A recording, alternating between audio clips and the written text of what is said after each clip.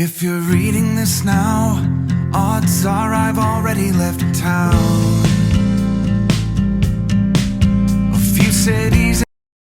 আসসালামু আলাইকুম and good morning. চলে আসলাম 15 দিন স্টাডি চ্যালেঞ্জের আজকে 19তম দিন। সকালটা শুরু হয়েছে আমার মায়ের বাড়িতে রেডি নাস্তা দিয়ে। আমার মায়ের বাড়ি আসলে আমাকে কিছুই করতে হয় না, শ্বশুর বাড়িতেও করতে হয় না, কিন্তু যতটুকু পারি আর কি করার চেষ্টা করি, কিন্তু এখানে একেবারে কিছু করতে হয় না। তো যাই হোক, আমি সকালবেলা খাওয়া দাওয়া শেষে না আমি একটু কোরআন শরীফ পড়েছি। তারপরে পড়ে আমার অনেক শরীর খারাপ ছিল, আমার মা আমাকে খাইয়ে দিচ্ছিল রাতের বেলা। তো ওইখানেই একদিন আমার শেষ। আমি বাড়ি নিয়ে আমি অনেক অসুস্থ ছিলাম।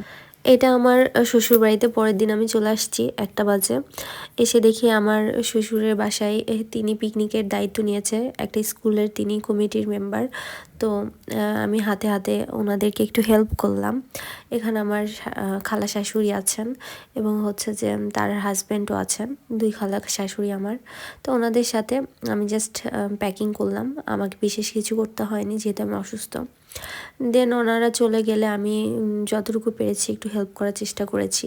দুধ জাল দিয়েছি, নিজের জন্য একটু চা করেছি, তারপরে জিনিসপত্র এলোমেলো ছিল সেগুলো গুছিয়েছি, একটু ঝাড়ু দিয়েছি, তারপরে ওই কয়েকটা বাসন একটু মেজেছি। এই তো, কারণ আমার শাশুড়ির শরীরটা অনেক খারাপ হয়ে যাচ্ছিলো, কারণ 7টা বাজে উঠেছিল। তা ভাবলাম আমি একা একা করি, যদি আমাকে করতে দেবে না তো আমি জোর করেই করেছি। তারপরে আমি এসে ভাবলাম যে একটু পড়তে বসি। আমার কিন্তু এদিকে অনেক শরীর খারাপ, তারপর আমি পড়তে বসেছি। আমি টাস্ক কমপ্লিট করতে পারবো কিনা জানি না। আমি কয়টা প্রশ্ন পড়লাম, পড়ার পরে আমি হচ্ছে গিয়ে ভাবলাম যে আমি আর পড়তে পারবো না, এখন আমাকে রেস্ট নিতে হবে। দেন আমি রাত্রেবেলা খাবারের জন্য নিচে যাই। টোটাল কথা আমি আর পড়ি নাই। তারপরে আর ভিডিও করা হয় নাই। এটা হচ্ছে পরের দিন সকালবেলার ভিডিও। আমি একসাথে অনেকগুলো ভিডিও এবার ক্যাপচার করেছি, কারণ আমার পড়া যেহেতু ছিল না, তেমন কাজ ছিল না, আমি কি ভিডিও নিব, যতটুকু পেরেছি ছোটো ছোটো ক্লিপ নিয়েছি। ও কালকে রাতে এসেছে, অনেক নার্ভাস, তো ঘুমাচ্ছিল। আমি আর এই জন্য আমি রুম পরিষ্কার করতে পারছিলাম না। আমি নাস্তা করে এসে আমি হচ্ছে দেখছিলাম যে কয়টা বাজে, তারপরে কোরআন শরীফ পড়বো। এখন একটু পড়ে আমি হচ্ছে একটু পড়তে বসবো। তো আমি বেশ কিছুক্ষণ পড়লাম। আমি বললাম না যে আমি টার্গেটের পিছনে লাগছি না, আমি চেষ্টা করছি শেষ করার। কারণ হচ্ছে টার্গেট চলছে ঠিক আছে, কিন্তু আমার এবার বেশি সময় লাগছে। তো মোটামুটি আমি আর কিছু প্রশ্ন বাকি আছে, তাহলে আমার শেষ হয়ে যাবে। কিন্তু আমি খুবই টায়ার্ড, আমি পারতেছি না, আমি নিঃশ্বাস নিতে পারতেছি না, এত ঠান্ডা লেগে গেছে।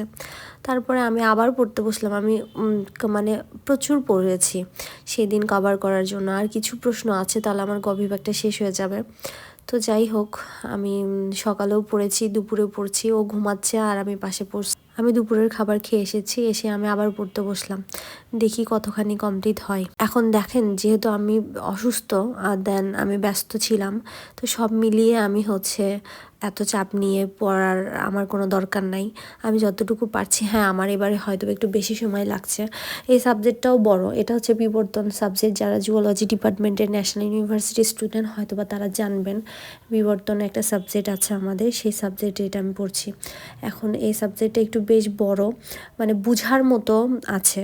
ইকোলজি থেকে ইকোলজি যে সাবজেক্টটা আমি পড়েছিলাম এর আগে, তার মধ্যে থেকে বিবর্তনটা একটু কঠিন, একটু না বেশ মোটামুটি কঠিন, একটু বুঝে পড়তে হবে, না হলে এটা প্রশ্নগুলো আমরা ভুলে যাব, প্রশ্নের অ্যান্সারগুলো আর কি আমরা হচ্ছে যে এক্সামের আগে ভুলে যাব। যার কারণে আমি একটু ডিলেও করছি, আর হচ্ছে গিয়ে আমার ব্যস্ততাও ছিল।